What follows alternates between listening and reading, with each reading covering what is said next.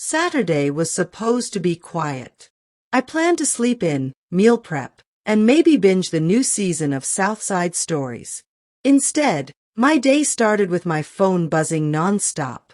Group chat lighting up with "Girl, you outside tonight?" and brunch plans. I tossed the phone aside, slid my bonnet off, and padded down the hall toward my room with my hoodie sleeves pushed over my hands. The door was cracked open. I frowned.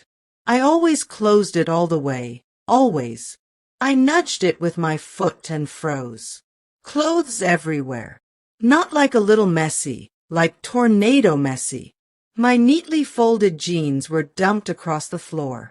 My makeup bag lay open, brushes scattered like someone shook them out. My jewelry tray had flipped, gold hoops glinting under the bed. The Polaroids on my wall, memories with my friends from freshman year to last month, were ripped down and trampled. Even my diploma frame sat crooked, one corner nicked. "Jayla!" My voice broke the quiet. "Jayla, where are you?" From the bathroom down the hall, I heard running water and the clink of something glass. My sister appeared, wrapped in my silk robe, the emerald one I saved up for, and wearing my fuzzy slides like they were hers. She had that carefree look she always wore when she knew she'd get away with something. Edges laid, lashes long, a tiny glitter star stuck at the corner of her eye like she was headed to a music video shoot. "Why are you yelling?" she said, glancing around my room as if seeing it for the first time. "Relax. Relax." I stepped over a heap of t-shirts and picked up my makeup palette. A trail of bronzer dusted across my white rug like cinnamon. "You went through my stuff. Again." She shrugged. "I had friends over last night. We needed space. Living room was full, and Mom said it was fine." My breath hitched. "Mom said what?" "That it was fine." She pulled the robe tighter, then made a face. "Also, your closet is, like, crowded. You should let me borrow the silver heels." I couldn't find them. The silver heels I bought for my internship gala? I blinked hard. "Did you check under absolutely not?" She rolled her eyes. "Why you always act brand new? It's just clothes." "It's not just clothes. It's respect." I crouched to gather my photos, fingers trembling as I lifted a picture of me and Dad at my college graduation. He held my face in his hands. I could still feel that pride. The corner was torn. Footsteps approached, steady and unhurried. Mom stopped in the doorway with her coffee mug. She wore her Saturday uniform, oversized tee, leggings, and that tired ponytail she swore was temporary. She looked from me to the disaster like she was doing math. "Good morning," she said, voice even. "What's with all the noise?" "Mom, look at my room." I stood, holding the torn photo. Jayla trashed it. She had people in here. My bed smells like somebody's leave-in conditioner. This is insane. Mom sipped her coffee. "It's not that deep." I stared. "Not that deep." She had friends over, Nia, Mom said, using the name she only used when she was sure I was overreacting. "You always have rules and boundaries and whatever. You're so rigid." Jayla's a teenager. She needed space. She needed space? I repeated, heat rising in my chest. "And I don't." I work 2 jobs and take night classes, and this room is the only place that's mine. Mom waved a hand. "It's a room. You can clean it." "I shouldn't have to clean it," I said quietly, "because I didn't mess it up." Jayla shifted, suddenly defensive. "You act like I broke into a bank. We were just hanging out. You weren't home. That doesn't make it yours." I bent to pick up my journal. The elastic band had snapped, a page tore free, my handwriting exposed. Goals for the year, prayers, the sentence I wrote when I felt small. I will not shrink. It looked silly crumpled on the carpet. "See," Mom said. "Nothing's destroyed. Y'all can fix this in an hour. I need peace in this house. Peace. I laughed once, a short, flat sound. Mom, you're protecting the person who caused the problem and telling the person who's hurt to get over it. Mom's eyes hardened. Don't get smart. I'm not trying to get smart. I'm trying to get heard. Jayla clicked her tongue. You love being the victim. Say that again, I said, turning slowly. She lifted her chin. You love being the victim. For a second, the room pulsed. The walls, the posters, the messy bed, the mug in Mom's hand, everything blurred. I took a breath, then another. I thought about my therapist's text from yesterday. Use your voice, but protect your peace. Get out of my robe, I said finally, steady. Take off my slides. And you're going to help me clean this room. Then you're going to apologize. Jayla snorted. Girl, please. Mom stepped between us.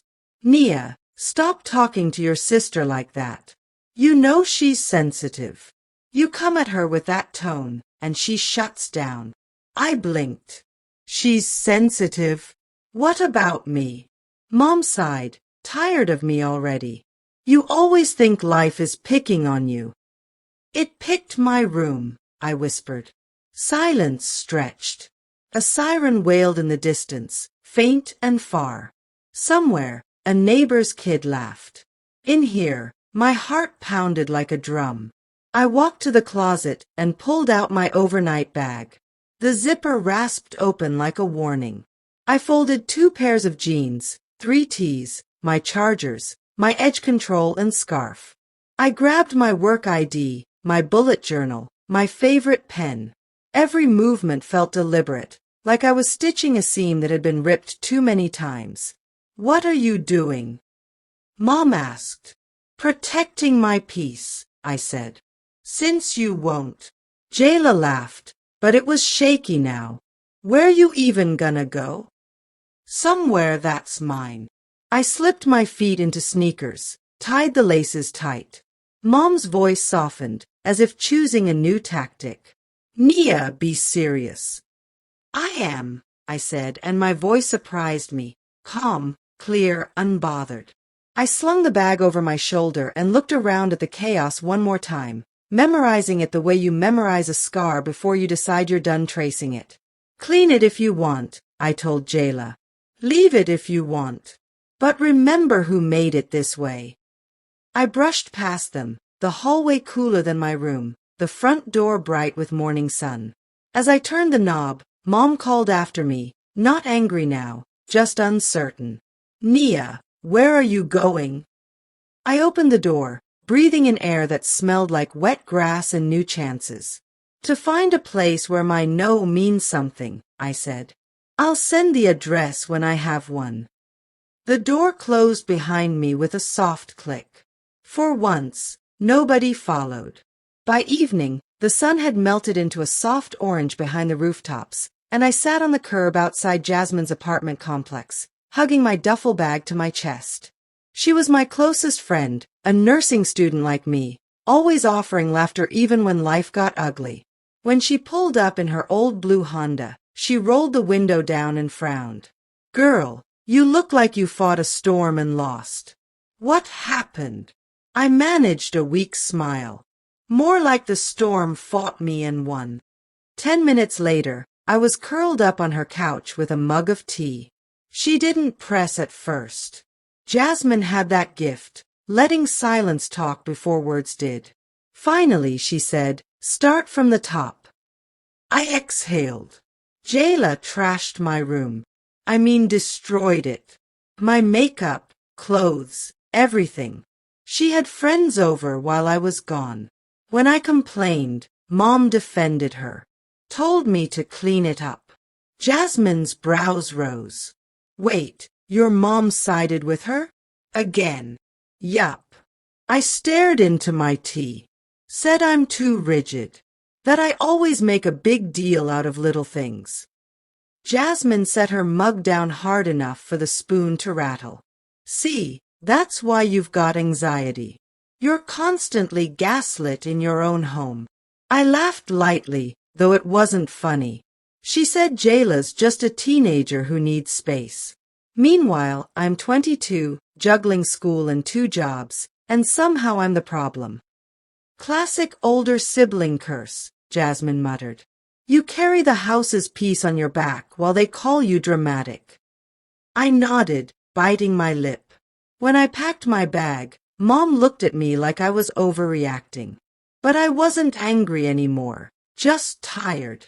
Jasmine gave me a soft look. You can crash here for a bit. My roommate's at her boyfriend's most nights, and we've got the spare mattress. No drama, no little sisters. That night, I lay on the mattress by her window, city lights blinking beyond the curtains. I kept replaying Mom's words. It's not that deep. Not that deep. My space, my peace, my boundary. Apparently none of it mattered. 2 days later, Mom called. The first ring I ignored. The second I let buzz out. By the third, guilt won. Hello. Her voice was clipped. So you're not coming home? I just need time. For what? To make me look bad. Mom, it's not about you. I just need space. She sighed, loud and theatrical. Space from your family. From me. From the constant double standards, I said quietly. Jayla breaks things. You defend her. I speak up. You call it attitude. You always think I'm taking sides, she snapped. Maybe because you're older, I expect more from you. You think life's fair? Wait till bills start coming. I smiled bitterly. Bills are already coming. I pay mine. And part of yours, remember. That silence that followed was heavy, the kind where pride wrestles with truth. Mom cleared her throat. Don't disrespect me, Nia. I'm not, I said. I just need you to see me. She didn't respond. Then softer, she said, Jayla's young. She looks up to you. She has a strange way of showing it. You two need to talk, Mom said. Come home tomorrow. I'll make dinner. But her tone wasn't an invitation. It was a command. I stared at my phone after the call ended, heart twisting between anger and longing. Home wasn't peace anymore, but it was still where my story began. The next evening, I walked in. The apartment smelled like fried chicken and lemon air freshener, Mom's peace offering. Jayla sat on the couch scrolling TikTok, pretending not to notice me. Mom looked up from the stove, surprise flickering before she masked it. You came, she said simply. I said I would. We ate mostly in silence. The clatter of forks filled the space where honesty should have lived. When I mentioned the mess, Mom brushed it off again, saying, You both need to learn to live together. But I couldn't unhear what she'd said that day, how easily she excused my sister and silenced me. Something in me shifted that night.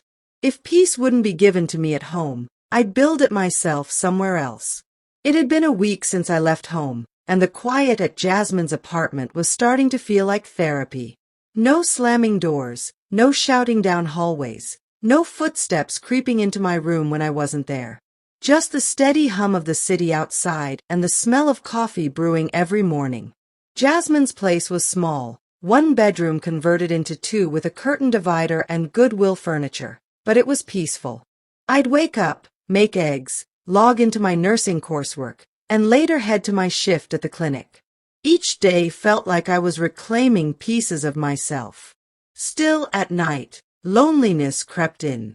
I'd scroll through old photos of my family, birthdays, church Sundays, backyard cookouts, wondering how things got so twisted. How did home become the place I needed saving from? One morning, Jasmine tossed me a folded paper as I sipped my coffee. Job posting from my cousin's office.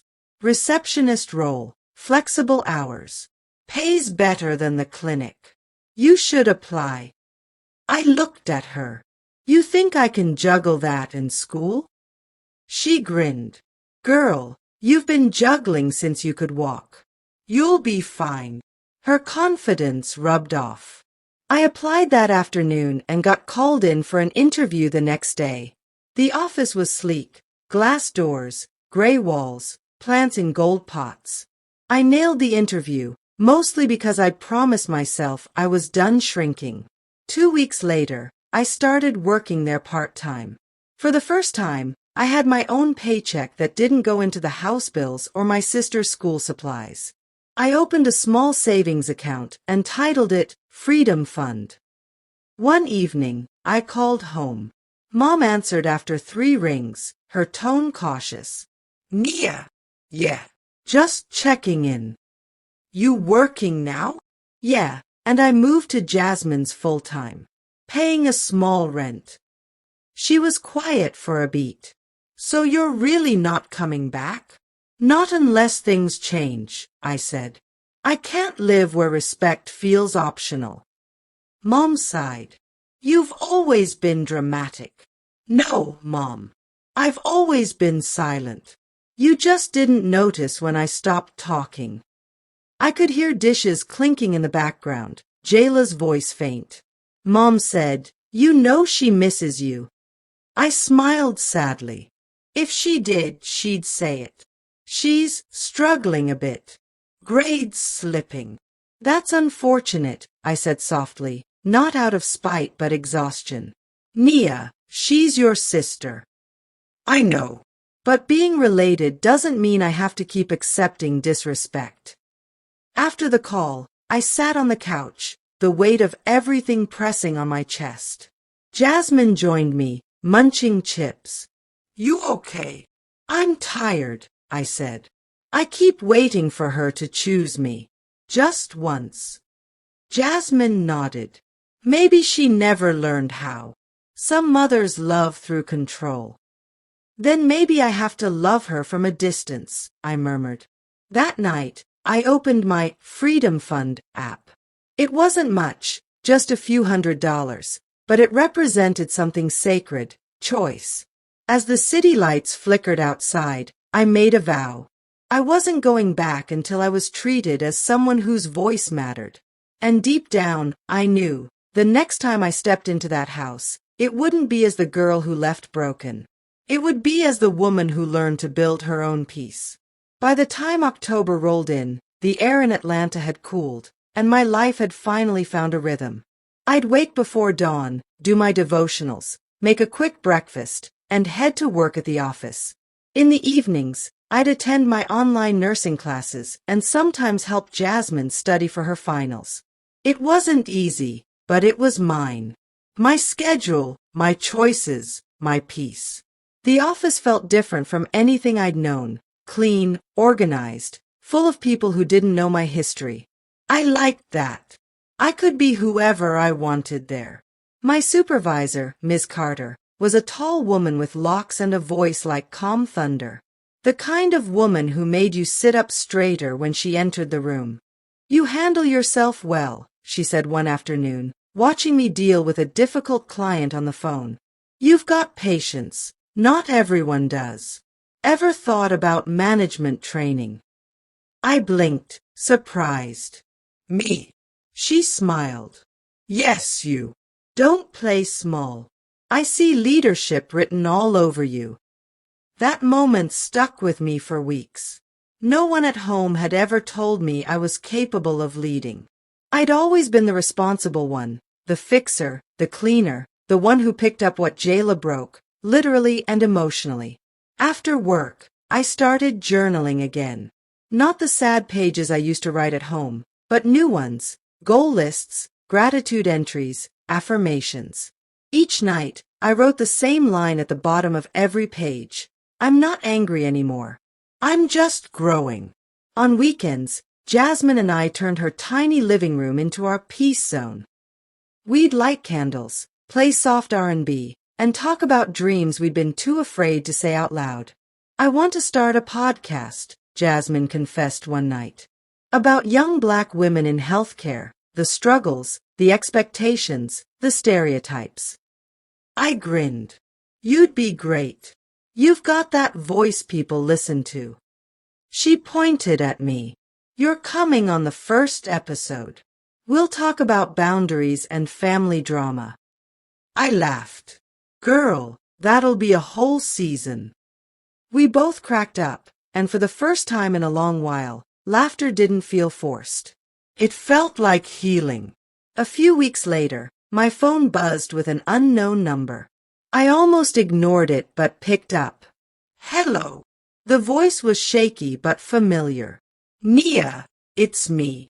Jayla. My stomach tightened. Yeah. Silence. Then a sniff. Can you come home? I messed up. My first instinct was anger. Another mess, another plea. But her tone wasn't the same as before.